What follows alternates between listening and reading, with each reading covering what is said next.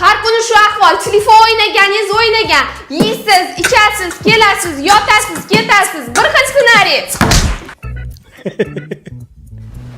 Yana telefon o'ynab o'tiribsizmi? Qachonda bir ishni boshini tutasiz. Ish ham mayli, bunday bir romantika qilishni ham bilmaysiz, ey.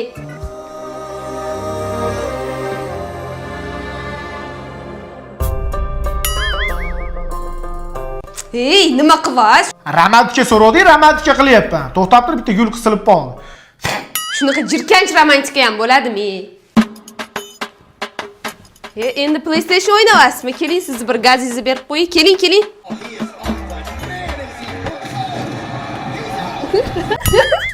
Xotin qachon uyga ketasan? Ha, nimaga ketamanmi? Ha, mol eriga qo'l ko'tarding, nakavt qilib qo'yding. Bir umr qolaman, keyin ketaman. Yuring, mana bu yoqqa gap bor sizda. Qachongacha telefon o'ynaysiz? Anjonli bola degan nomingiz bor, biron bir biznes qiling. To'g'ri aytasan, anjanli bola deb logo qilaman-da, yaxshi bitta narsa ishlab chiqaraman. Men ketdim. To'xting, avval brendingizni patent qildiring. Assalomu alaykum. Intellektual biznes patentlash markaziga xush kelibsiz. Aka, agar brendimni patent qildirmasam nima bo'ladi? Agar brendingizni vaqtida patentlab qo'ymaydigan bo'lsangiz, sizning nomingizdan hamma viloyatda xohlagan odam foydalansa bo'ladi. Eng yomon tarafi, sizdan oldin patentlab qo'yishsa, siz birinchi ochgan bo'lsangiz ham nomingizni o'zgartirishga majbur bo'lasiz.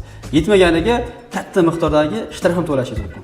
Aka, sizlarda yomon ko'p san'atkorlar kelib patent qildirishar ekan brendini. Albatta, intellektual biznes patentlash markazimiz o'zini brendini rivojlantirayotgan barchaga har doim xizmatga tayyor. Bu odam yana telefon o'ynab yotibdimi? Erdamalib yotir, shalaqi kelayotir.